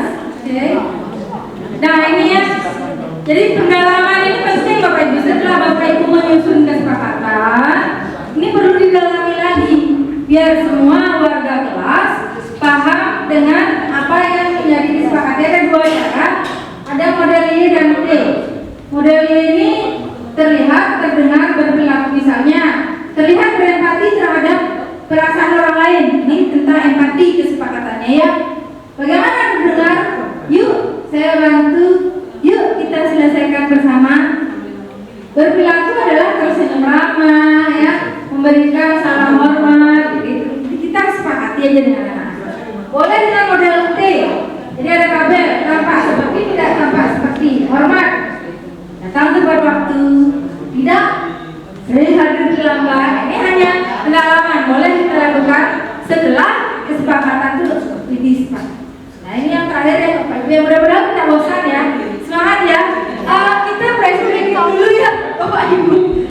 Ada permainan namanya Simon Says. Ini hanya untuk melatih konsentrasi ya. Kalau saya bilang Simon Says, ini kan apa nih bahasa Inggris ya? Ini apa? Hair. Ini apa? Eyes. Ini apa? Nose. Ini? Mouth. Ini apa? Ear. Kalau saya bilang Simon Says, touch your nose. Oh, megang. Kalau Simon Says ya, kalau nggak isi kata Simon Says, misalnya saya bilang touch your nose, gitu ya.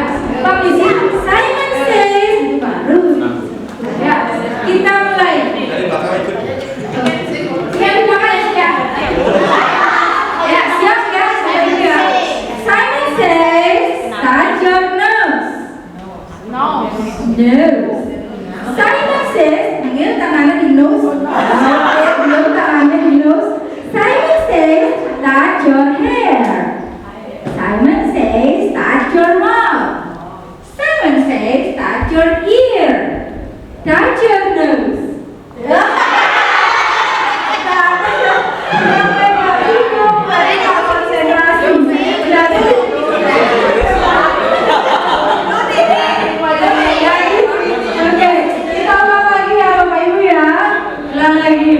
Kalau saya bilang Simon Says baru disentuh, kalau isi Simon Says jangan disentuh.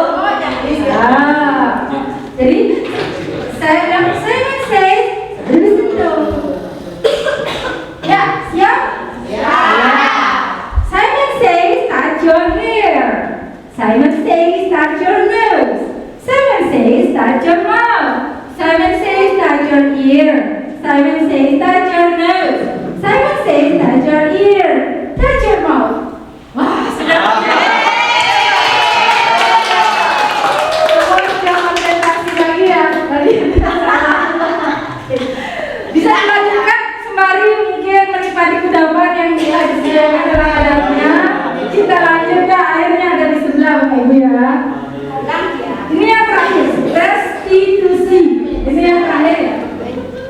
Restitusi itu adalah proses menciptakan kondisi bagi murid untuk memperbaiki kesalahan ya mereka, sehingga mereka bisa kembali pada kelompok mereka dengan karakter yang lebih kuat dan lebih baik.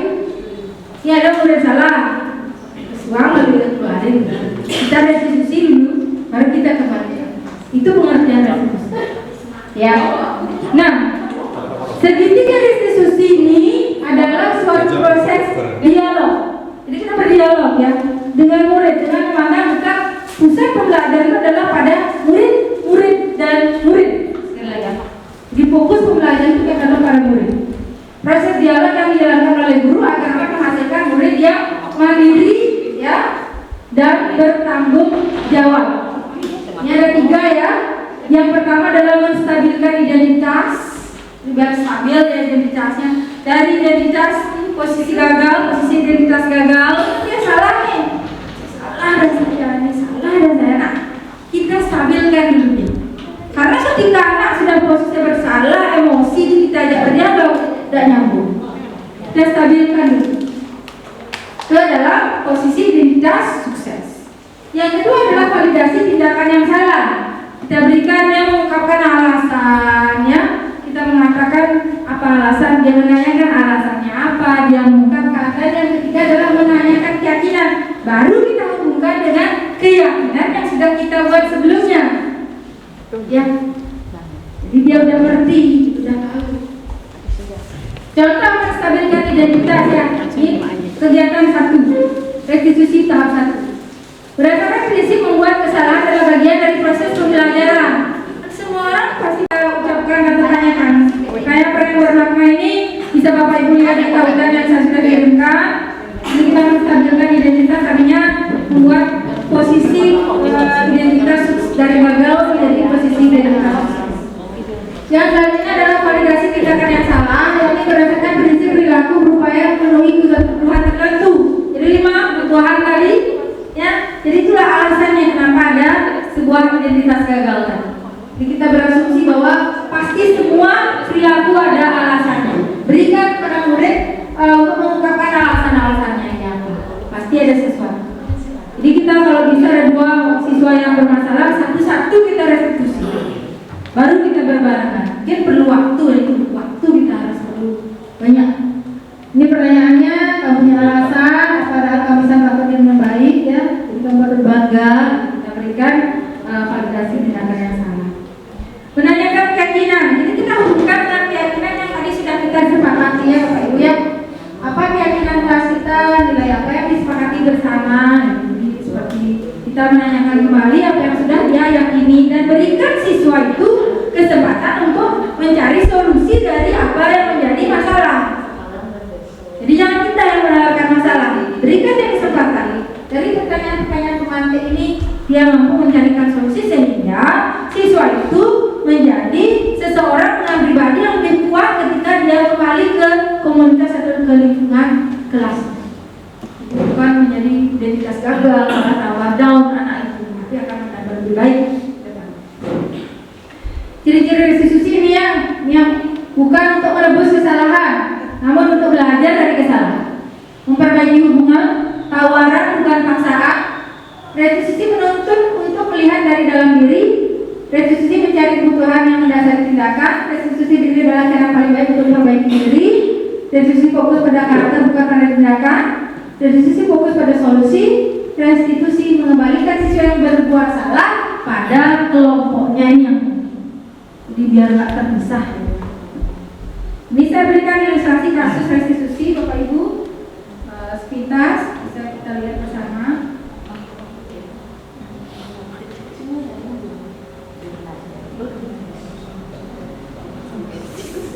Selamat siang.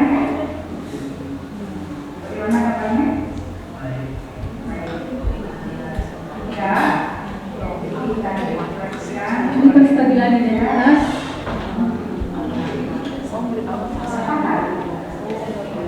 Saya skip dulu guru ya, guru ya.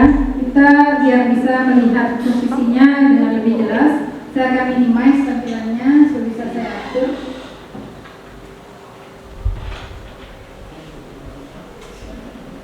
Ya.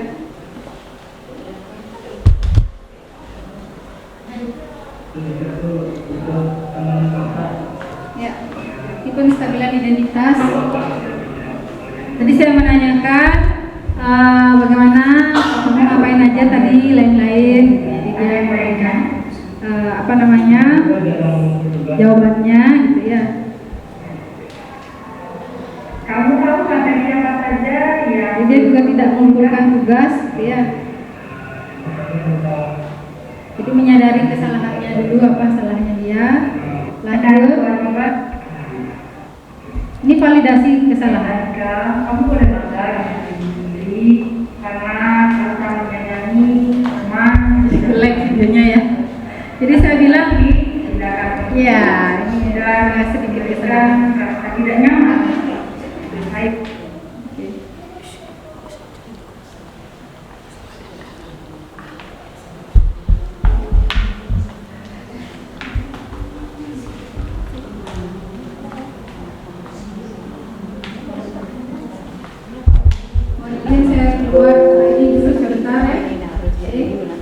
Saya tayangkan ya video yang fullnya biar lebih jelas ya. Momen per momen itu biar bisa kita lihat dengan jelas.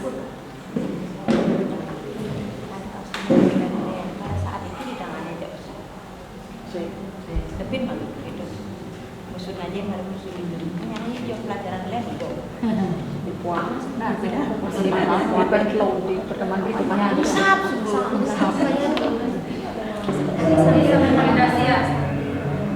Jadi saya mengatakan bahwa membuat kesalahan itu wajar.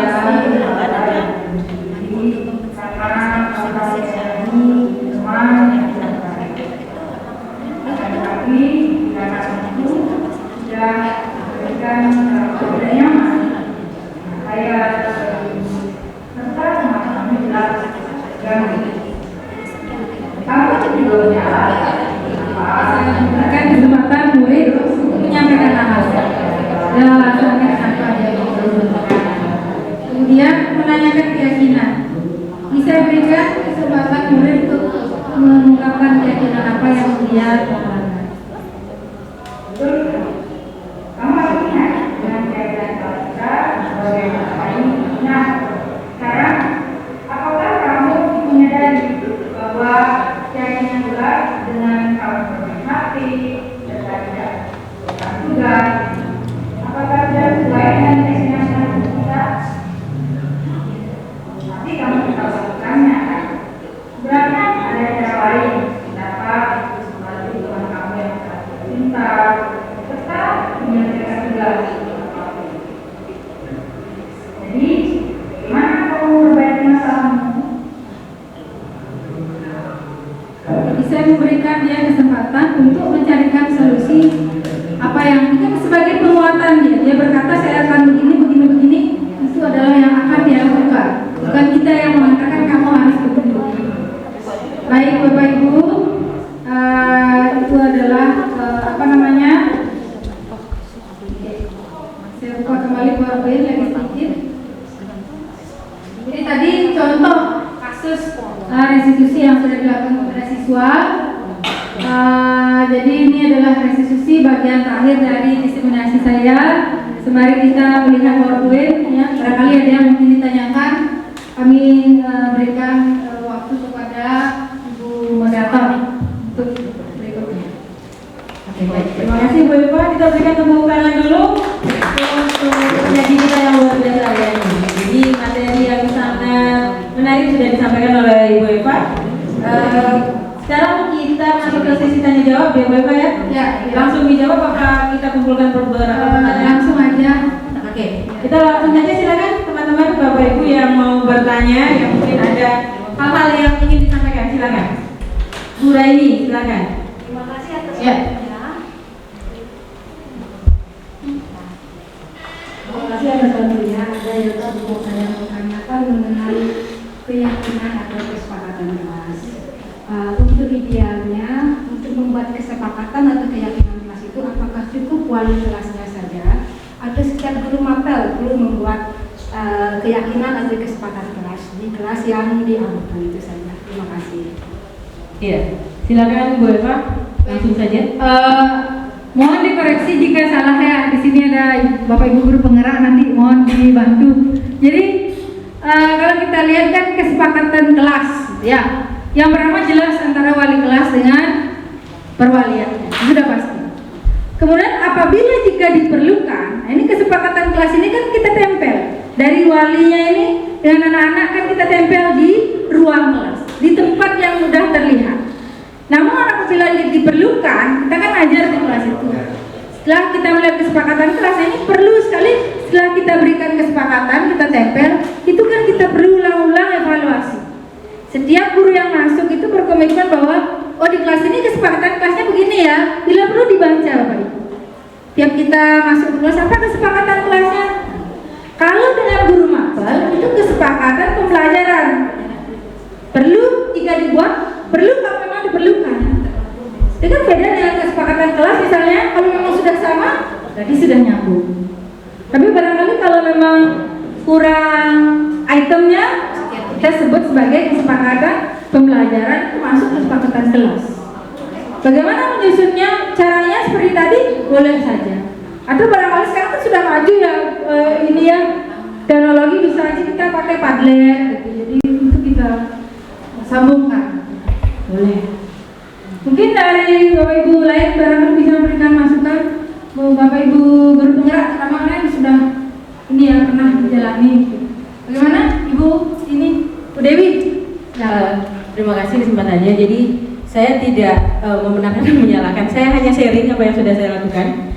Jadi untuk kelas, sebagai wali kelas, saya menyusun keyakinan kelas yang memang isinya lebih umum ke nilai-nilai kebajikan. Itu keyakinan kelas yang rencananya akan ditempel di dinding, karena saya belum ada kesempatan untuk masuk membentuk keyakinan kelas, jadi belum di 10.1. Tapi rencana saya, keyakinan kelas saya hanya saya buat di perwalian saya. Sementara untuk kesepakatan belajar biologi, itu semua kelas, setiap saya masuk, saya membuat kesepakatan belajar, karena itu lebih menukik ke pembelajaran saya saja. Mungkin tidak akan nyambung jika dengan pembelajaran yang lain. Jadi judulnya adalah kesepakatan belajar biologi kelas 10.2, 10.3 sampai 10.11. Jadi anak-anak itu di buku latihan yang wajib mereka punya, mereka di halaman pertama menulis kesepakatan kelas, di bawahnya diisi kata menyetujui, ada tanda tangan saya dan tanda tangan mereka masing-masing. Jadi semua buku latihan ada kesepakatan kelasnya, dan itu berbeda antara kelas 10.2 sampai 10.11. Jadi agar saya tidak lupa, anak juga tidak lupa, makanya itu dicatat. Tadi ada yang bertanya, malah kalau bukunya habis, kalau buku saya tipis gimana Bu? Ditulis lagi, setiap buku baru ditulis lagi kesepakatan kita tanda tanganin bersama. Dan nanti pada semester berikutnya itu akan ditinjau ulang, yang mana yang tidak bisa diterapkan sekarang. Sementara itu sih yang saya lakukan. Silakan, terima kasih. Terima kasih sharingnya Ibu Dewi. Jadi barangkali bisa ya kita terapkan sama-sama seperti itu. Mungkin ada yang lain mungkin ingin menambahkan. Padahal sudah, karena Bapak Ibu guru penggerak kan sudah laksanakan di kelas ya. Jadi kalau saya kemarin terserah, karena memang kita baru ya mengenal ini, jadi saya coba kemarin, mudah-mudahan belum kita laksanakan, tapi mudah-mudahan kesepakatan atau keyakinan kelas ini memang sifatnya, kalau keyakinan itu lebih universal, lebih umum, karena bersentuhan dengan nilai-nilai kebajikan yang tadi. Benar, kesepakatan kelas lebih karena actionnya. Ya. Bagaimana Ibu Dewi? Mau menambahkan? Saya menambahkan deh, baik Pak. Sebenarnya bukan hanya guru penggerak aja sih yang melakukan ini. Kalau saya lihat di kelas 10 itu ada beberapa teman yang sudah melaksanakan ini membentuk kesepakatan kelas gitu ya. Kalau saya pribadi, kesepakatan kelas biasanya saya sudah masuk ke berapa ya? Saya 8 kelas mengajar itu sudah masuk, ada 6 kelas itu sudah sebagian besar sudah buat kesepakatan kelas. Nah, biasanya saya hanya menambahkan yang memang agak berbeda sedikit, misalnya penggunaan HP gitu ya. Kalau ada guru yang dilarang menggunakan HP, kalau saya boleh menggunakan HP saat pembelajaran. Yang satu yang berbeda lagi, makan minum di kelas. Nah, kalau minum saya perbolehkan, tapi spesifik apa yang diminum gitu. Kalau misalnya es itu enggak, saya tidak perbolehkan. Es mochi gitu misalnya. Ya, terus kalau saya tekankan itu air mineral dalam botol, jadi ya air mineral, bukan kalau yang es itu kan takutnya basah kena buku gitu. Kalau makan saya perbolehkan, tapi harus memiliki sejumlah kelas, gitu. sejumlah kelas bareng gitu ya. Misalnya beli mie goreng gitu ya, mie goreng 37 murid satu orangnya. Makan bareng ya. Permen biasanya saya perbolehkan Bu, tapi tidak yang berstik gitu dan tidak permen karet. Atau dia habis makan yang pete gitu misalnya, ya saya perbolehkan. Itu aja sih sebenarnya perbedaannya. Kesepakatan kelasnya biasanya saya nyambung dengan apa yang sudah ada. Kalau misalnya belum, saya buat dari awal. Baik. Terima kasih, silakan. Jadi seperti itu Ibu Raini. Mungkin dimulai dari besok atau hari Senin ya. Kita semangat ya sama-sama ya Bapak Ibu guru ya. Kita buat kesepakatan semuanya. Lanjut. Ya. Bagaimana? Kalau terima kasih ya. Mungkin saya tertarik tadi kesepakatan kelas itu ya. Sama tidak kesepakatan kelas ini, mungkin apa istilahnya yang berbeda dengan kontrak belajar ya. Kalau sebelum ini saya nggak tahu, baru namanya kesepakatan kelas. Kalau biasanya saya sebelumnya itu memang ada kontrak. Jadi orang kita kerja kan kontrak kerja. Kalau dengan siswa saya pasti akan mengatakan kita harus ada kontrak belajar, kontrak pembelajaran dulu ya gitu. Jadi kita sepakati bersama. Jadi di awal ada kontrak. Mungkin sekarang istilah itu saya ngikutin ya kesepakatan kelas yang walaupun bukan hanya di wali, di setiap pembelajaran selalu saya ada. Karena kalau tidak ada di awal kita nggak ada kontrak, saya rasa mereka tidak ada mengikuti pembelajaran kita itu tidak ada batasan nanti apa yang mereka lakukan. Ya, terima kasih Bu Eva. Baik, terima kasih. Kita sudah mendapatkan penguatan ya. Yang berikutnya ada lagi mungkin yang bertanya. Oh baik, itu dari Bu Raini tadi. Gimana Bu Raini sudah? Oke, silakan Bapak Ibu yang lain. Kalau masih ada yang mau bertanya. Ayo Bapak Ibu, mungkin masih belum seret gitu ya yang tadi kita bicarakan. Ya Bu Ayu, silakan Bu Ayu. Mungkin tadi angkat tangan ya. Angkat tangan.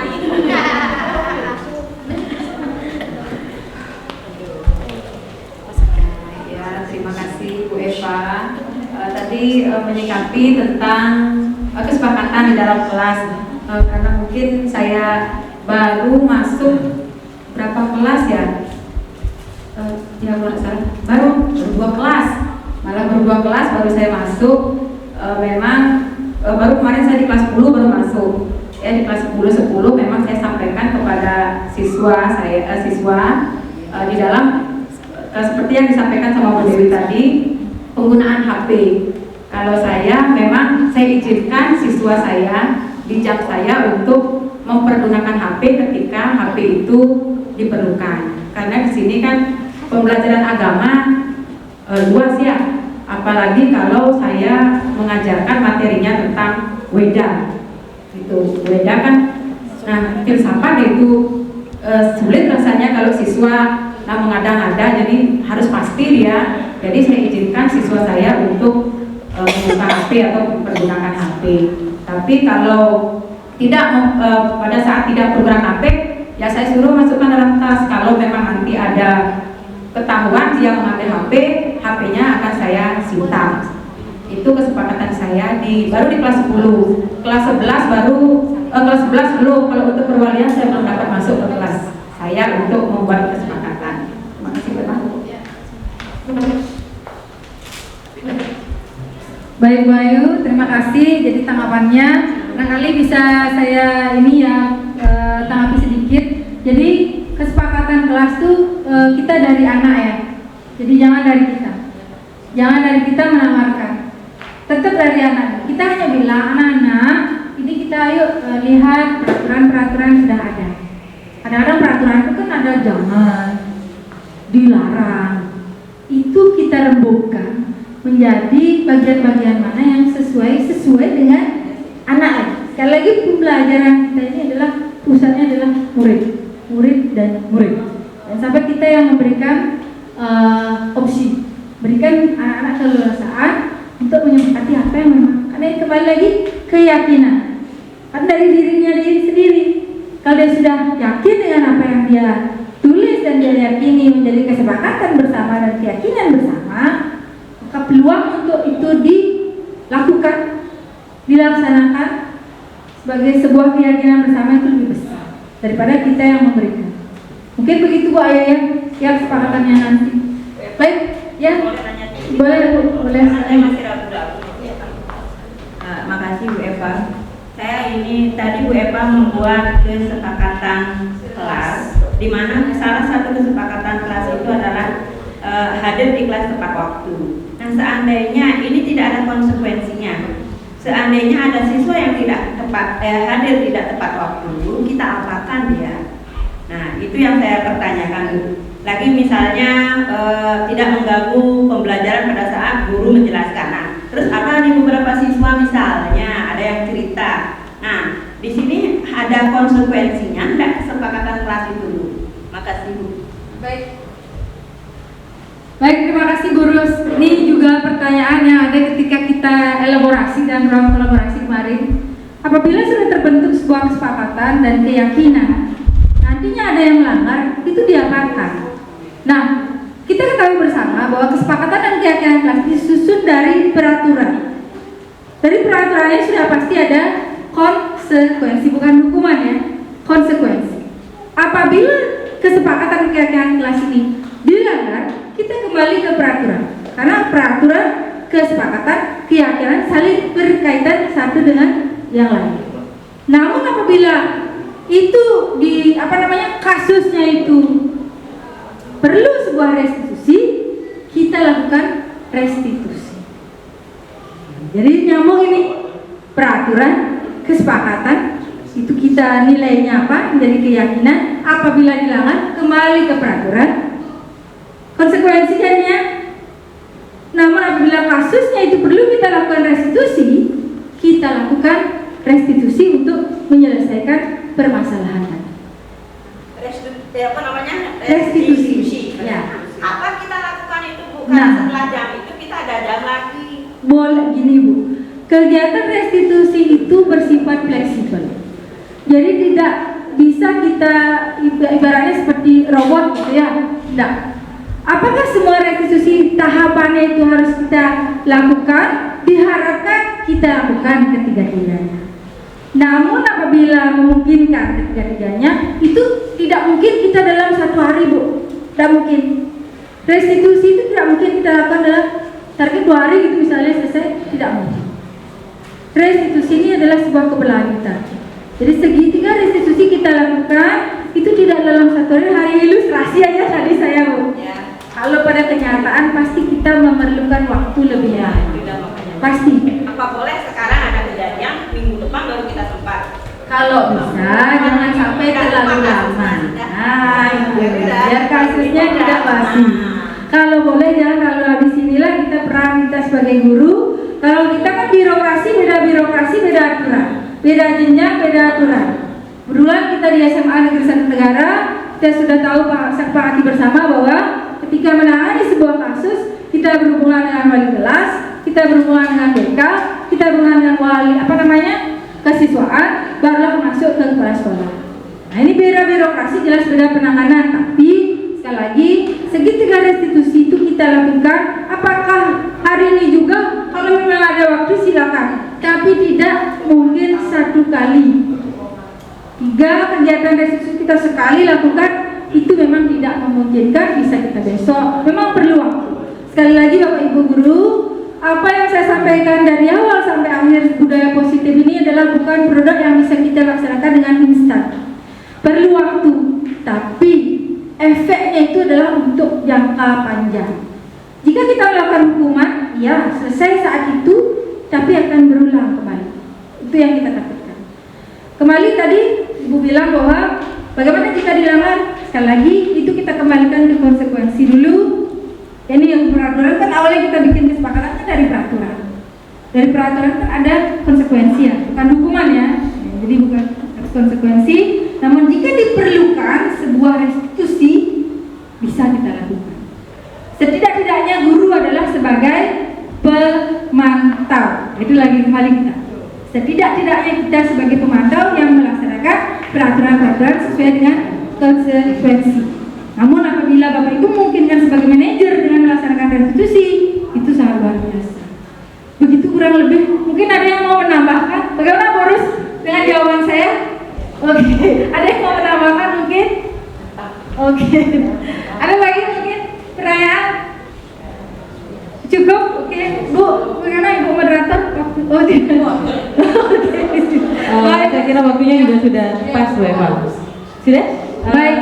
Ya, saya kembalikan ke Ibu moderator. Namun izinkan untuk menutup Bu moderator sedikit. Oke, silakan. Ya, ini ya, pada penerapan program disiplin positif hendaknya guru memiliki standar kepribadian profesional dan sosial yang baik, di mana guru mampu merefleksi dirinya sendiri dalam posisi kontrol saat ini bagaimana perjalanan dirinya sebagai among atau manajer yang menuntun muridnya menjadi insan yang mandiri, merdeka, dan bertanggung jawab sesuai dengan Secara Nasional Pendidikan. Terima kasih semua.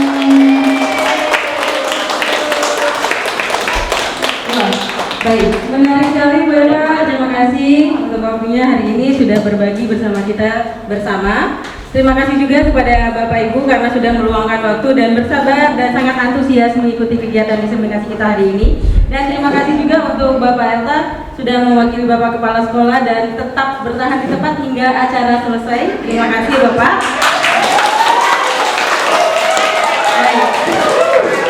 Semoga apa yang kita kita dapatkan hari ini tentang materi budaya positif dapat menginspirasi dan memotivasi kita semua, serta yang terpenting teman-teman, apa yang kita dapat hari ini bisa kita terapkan di kelas yang kita ampu demi memberikan pelayanan yang maksimal kepada peserta didik kita. Oke, sebelum ditutup izinkan saya menyampaikan, ada yang perlu disampaikan Mbak Ella? Ada? Oke, silakan Mbak Ella kalau begitu.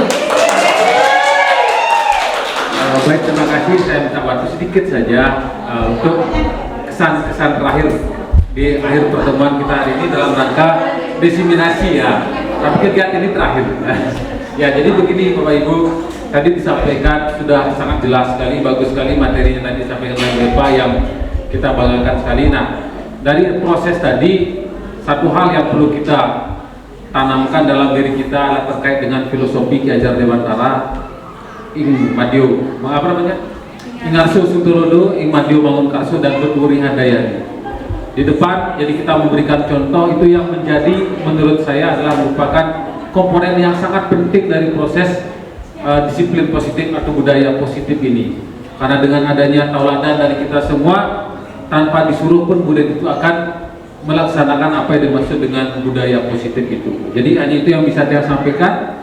Mudah-mudahan apa yang disampaikan oleh rekan kita Guru Epa jadi bisa kita terapkan semua, menjadikan ini adalah sebagai sebuah modal ya, sebuah fondasi dalam membangun pembelajaran yang dapat mewujudkan pembelajaran yang mewujudkan pemimpinan murid. Terima kasih. Itu saja. Selamat untuk Bu Epa. Terima kasih Pak Elsa. Baik, sebelum kita tutup izinkan saya berpantun sedikit. Daun sawi dicuci agar tidak kotor, disajikan dengan kasih agar kita semuanya sehat. Saya Bu Dewi selaku MC dan moderator mengucapkan terima kasih untuk Bapak Ibu hebat semua. Terima kasih. Kita tutup dengan Pak Rama Santi. Om Santi, Santi, Santi, Om. Assalamualaikum warahmatullahi wabarakatuh. Sampai jumpa di lain kesempatan. Selamat sore. Di atas, kita di bawah.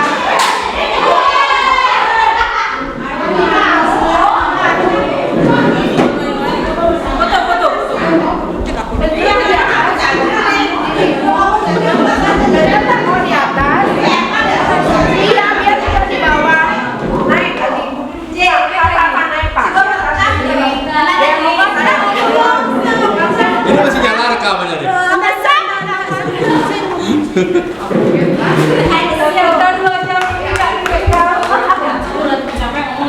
Ini HP-nya maksudnya? Mati mampus. Oh gitu.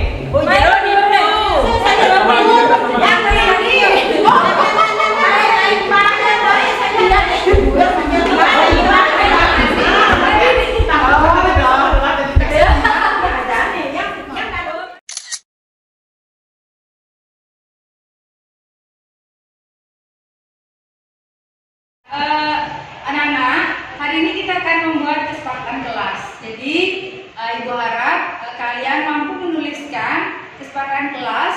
Jadi, kesepakatan kelas itu dibuat dari peraturan. Jadi, peraturan yang memang sudah ada di sekolah, Ibu harap semua anak sudah tahu peraturannya. Nanti itu dibuat dalam kalimat-kalimat sebagai sebuah kesepakatan di kelas ini. Jadi, anak-anak bebas menuliskan kesepakatan apa nanti yang ingin dituliskan. Ibu sudah bagikan post-it-nya, semua orang sudah membawa post-it. Nanti di post-it itu yang dituliskan ya. Terima kasih, silakan dilakukan.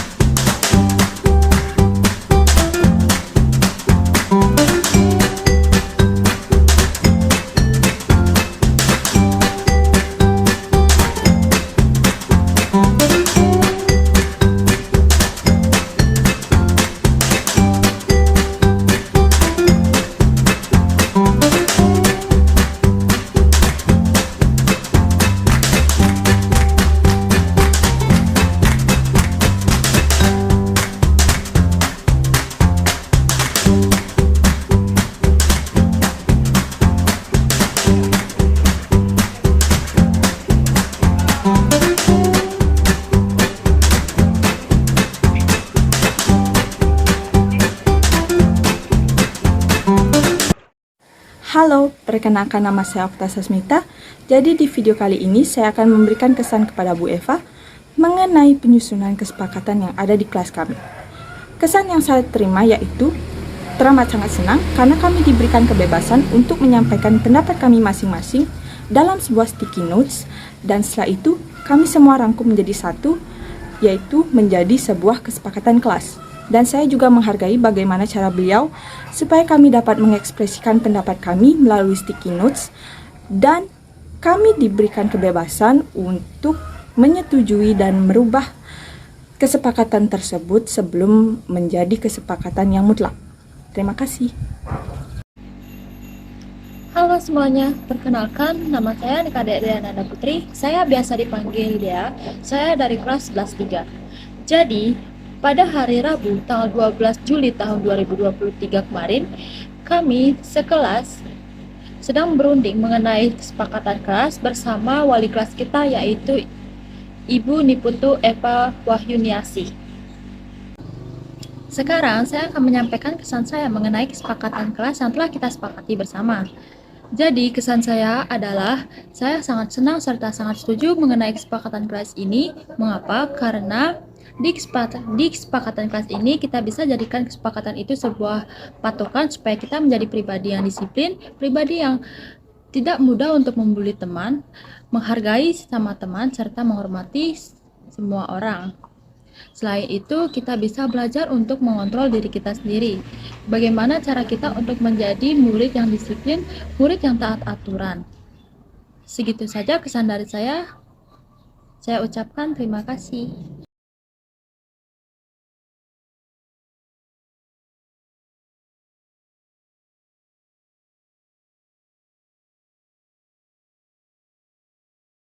Selamat siang, Rika.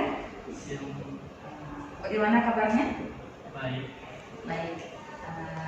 Rika, jadi tadi perhatikan ketika ibu mengajar, kamu sibuk main HP.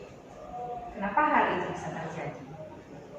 Maaf Bu, jadi jika habis balas chat teman yang habis diputusin sama pacarnya, jadi teman Dika tuh butuh teman curhat supaya bisa meluapkan isi hatinya yang baru habis diputusin sama pacar.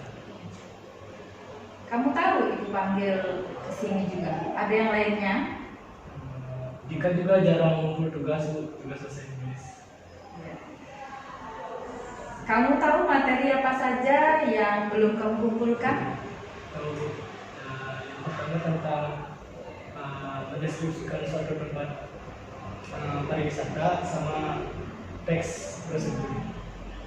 Ya. Apakah kamu tahu kamu ini sedang dalam masalah? Ya. Baik, ibu hargai. Jadi perhatian dengan teman itu suatu hal yang luar biasa. Kita lupa dengan kewajiban serta tugas itu adalah hal yang manusiawi. Tapi ketika harus tahu tujuan ibu memanggil Dika ke sini, kita tidak untuk memperbesar masalah, tapi untuk mencari solusi tentang apa yang menjadi masalah Dika. Ya, bisa menceritakan alasan kenapa tadi bermain HP ketika pelajaran bahasa Inggris? Bu, saya tadi membalas chat teman yang baru habis diputusin sama pacarnya. Jadi Dika punya niat untuk menghibur dia supaya tidak berlarut-larut dengan kesedihan gara-gara habis diputusin sama pacarnya. Baiklah Dika, kamu boleh bangga dengan dirimu sendiri karena rasa menyayangi teman yang sudah luar biasa sekali. Akan tetapi tindakan itu sudah memberikan rasa tidak nyaman dengan saya sebagai guru, serta teman-temanmu jelas merasa terganggu.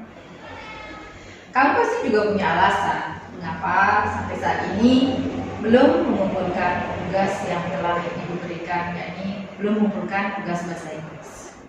Ya Bu, sebenarnya saya mau membuat tugas tersebut, tapi saya punya kendala tersendiri, yaitu saya belum bisa memahami bagaimana cara membuat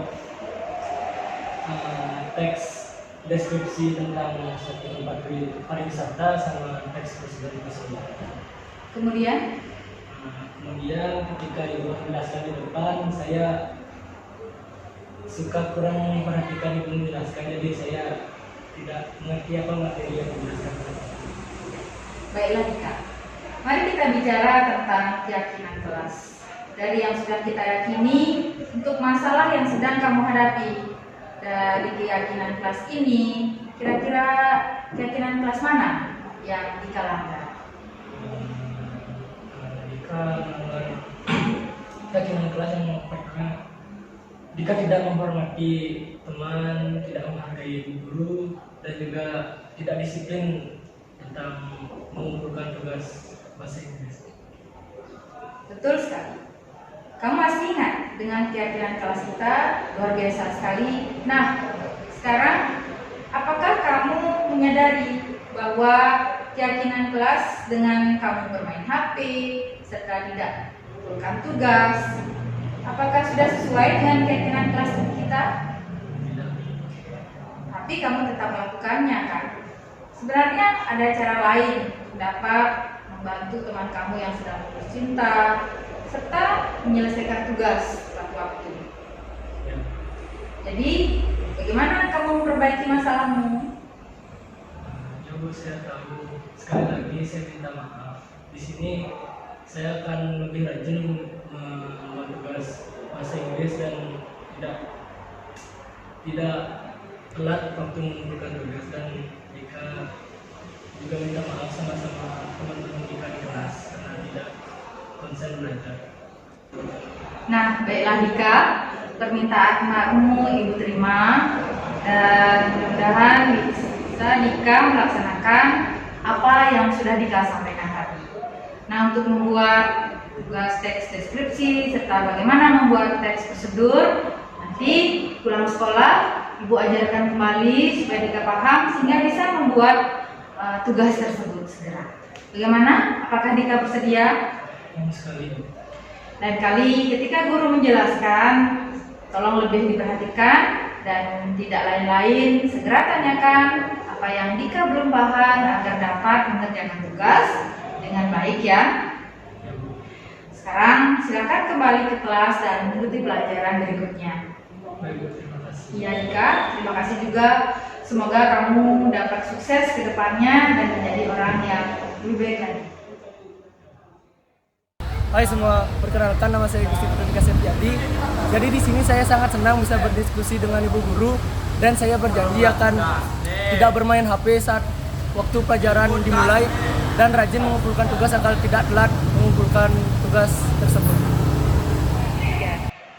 Nama saya Nina Madustini, saya rekan dari Bu Epa sebagai CGP Angkatan ke-8. Jadi kemarin saya sudah mengikuti diseminasi dari Bu Epa tentang budaya positif, jadi luar biasa. Jadi saya berharap saya bisa melaksanakannya untuk kedepannya. Semangat Bu Epa! Ya, Om Swastiastu.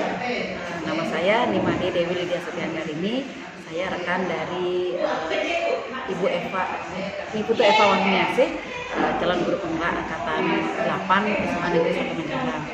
Kemarin saya telah mengikuti diseminasi modul 1.4 dari Bu Eva tentang budaya positif. Saya banyak belajar tentang budaya positif, kemudian tentang keyakinan kelas, kesepakatan kelas, tentang posisi putra guru, dan masih banyak lagi yang terkait dengan modul 1.4.